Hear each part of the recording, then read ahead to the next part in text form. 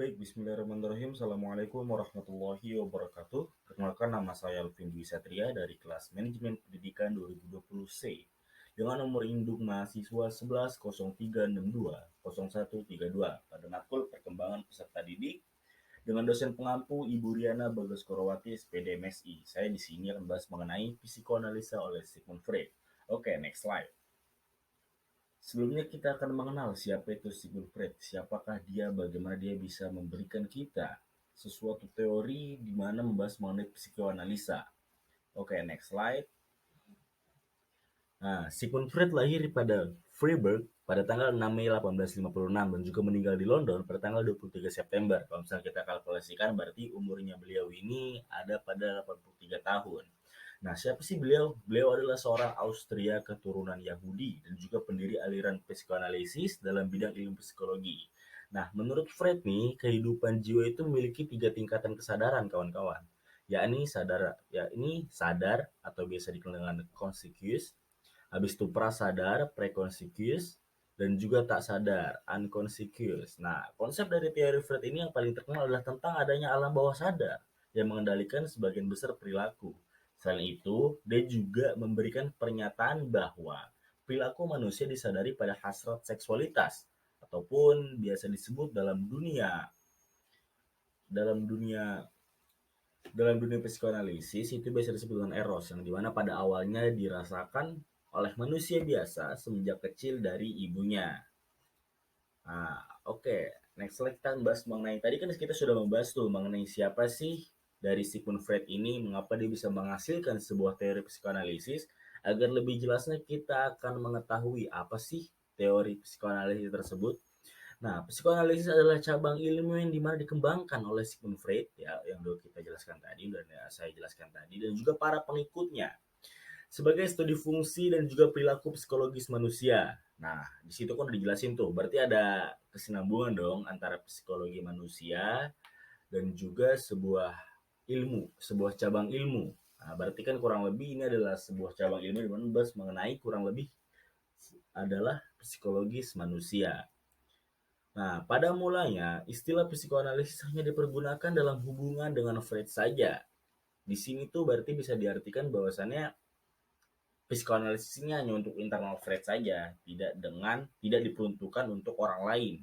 Ya, seperti kita sekarang ini bisa mempelajarinya.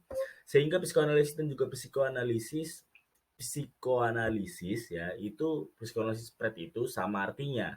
Bila beberapa pengikut Freud itu di kemudian hari menyimpang dari ajarannya dan menempuh jalan sendiri-sendiri. Mereka juga meninggalkan istilah psikoanalis dan memilih suatu nama baru untuk menunjukkan ajaran mereka. Nah, berarti nanti itu ada terjadi peristiwa ya, saat itu terjadi peristiwa di mana ada semacam perpisahan antara Sigmund Freud dan juga bawahannya, yang dimana mereka sebelumnya bareng-bareng bersama mengembangkan teori psikoanalisis ini, dan juga mereka nanti yang membelok itu, yang dimana memisahkan diri antara si bawahan dan juga Fred itu, mereka membuat nama baru yang dimana lain dari psikoanalisis.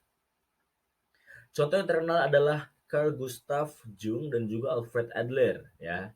Itu mereka berdua itu menciptakan nama psikologi analitis, bahasa Inggrisnya analytical psikologi, dan juga psikologi individual, bahasa Inggrisnya individual psikologi, bagi ajar masing-masing. Nah, tadi kan udah saya jelasin sebelumnya, ya, pada penjelasan kedua itu bahwasannya ada perpisahan antara Sigmund Freud dan juga bawahannya, dan bawahannya ini tadi ada dua nama. Yang pertama itu ada Carl Gustav dan juga ada Alfred Adler. Mereka berdua mengembangkan psikoanalisis ini, mengimprove dan juga mengganti namanya menjadi psikologi analitis ataupun dikenal dengan bahasa Inggris analytical psikologi, dan juga yang kedua adalah psikologi individual, ya. Untuk bahasa Inggrisnya itu ada individu psikologi bagi ajaran masing-masing.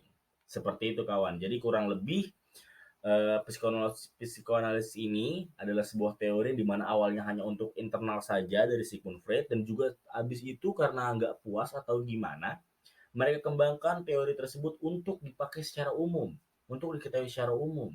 Sehingga kita tahu, kita bisa pelajari sekarang apa itu psikoanalisis. Dan juga pada pertengahan ataupun di akhirnya ada perpisahan antara Sigmund Freud selaku pimpinan ataupun bagaimana disebutkan soalnya lawan kata itu bawahan, berpisah, yang dimana nantinya akan ada perbedaan baik segi nama dan juga segi pembelajaran. Begitu kawan. Oke, next slide. Nah, dalam rangkuman yang luas dari psikoanalisis ada setidaknya 20 orientasi teoristis yang dimana mendasari teori tentang pemahaman aktivitas mental manusia dan juga perkembangan manusia. Berbagai pendekatan dalam perlakuan yang disebut psikoanalistis berbeda-beda sebagaimana berbagai teori yang juga beragam. Psikoanalisis Freudian, baik teori maupun terapi berdasarkan ide-ide Freud, telah menjadi basis bagi terapi-terapi modern dan juga menjadi salah satu aliran terbesar dalam psikologi. Sebagai tambahan, istilah psikoanalisis juga merujuk pada metode penelitian terhadap perkembangan anak. Nah, di sini tuh dijelaskan dan juga nggak dijelaskan ya, maaf. Disebutkan saja ada 20 orientasi teoristis, yang dimana itu cukup banyak cakupannya. Yang dimana kalau misalkan kita angkat ilmunya, ya, pada metode penelitian ini tuh mengembangkan dalam aspek perkembangan seorang anak. Ya, ide-ide Freud itu muncul dengan objek perkembangan anak. Ya, improvisasi banyak sekali sehingga sampai 20 orientasi teoritis. Nah, itu apa objeknya? Tadi yang udah saya jelaskan, perkembangan anak. Oke, next slide. Nah, selanjutnya kita akan membedakan apa itu the it dalam kurung is atau s, ya. Dan juga selanjutnya yang kedua ada the ego dalam kurung das ich, ya. Selanjutnya yang terakhir ada the superego dalam kurung das über ich. Oke, satu-satu akan kita jelaskan. Yang pertama, the it is atau is adalah sistem kepribadian yang asli dibawa sejak lahir. Dari it ini kemudian akan muncul ego dan juga superego. Berarti di sini kita tahu ya, karena dari lahir juga itu berarti awalnya seperti the first. The it ini adalah yang pertama, yang dimana nanti selanjutnya akan ego dan juga superego. Saat dilahirkan, it berisi semua aspek psikologi yang diturunkan seperti insting, impuls, dan juga drive. ID berada dan juga berpotensi dalam daerah unconscious, di mana tadi sudah saya jelaskan sebelumnya, di slide sebelumnya, yang dimana itu mewakili subjektivitas yang tidak pernah disadari sepanjang usia. Oke, next. ID berhubungan erat pada proses fisik untuk memperoleh energi psikis yang digunakan untuk mengoperasikan sistem dari struktur kepribadian lainnya. Nah, itu kan berarti nih si ID ini memiliki hubungan erat, memiliki kesinambungan antara ID dan juga proses fisik yang dimana gunanya itu memperoleh energi psikis yang dimana difungsikan yang akan difungsikan sebagai pengoperasian sistem dari struktur kepribadian lainnya. Oke, yang kedua ada the ego ya. The ego itu adalah perkembangan dari ID agar orang mampu mengenali realitas atau kenyataan yang dimana sehingga ego beroperasi mengikuti prinsip relative principle, usaha memperoleh keperluan dituntut ID dengan mencegah terjadinya tegangan baru atau bertunda terjadinya kenikmatan sampai ditemukan objek yang nyata. Berarti the ego ini adalah kedua, salah satu kelahiran kedua dari sebelumnya itu ada the ID. Oke, next. Ada the superego das Überich. Nah, superego adalah moral dan etik dari kepribadian yang beroperasi memakai prinsip idealistis. Ya, jadi prinsipnya itu idealis aja dia mah. Sebagai lawan dari prinsip kepuasan ID dan juga prinsip realistis dari ego. Superego berkembang dari ego dan seperti ego dia tidak memiliki energi sendiri. Nah, jadi dia itu tidak bisa berkembang dengan sendirinya, harus memiliki penopang. Ya, penopang yang dimana bisa mengikat superego ini.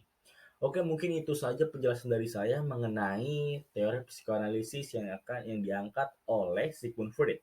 Mungkin kurang lebihnya saya ucapkan terima kasih atas partisipasinya sudah memperhatikan dan juga mendengarkan dan juga menonton video yang saya buat ini. Kurang lebihnya saya ucapkan terima kasih dan juga mohon maaf karena pasti banyak kekurangan dong.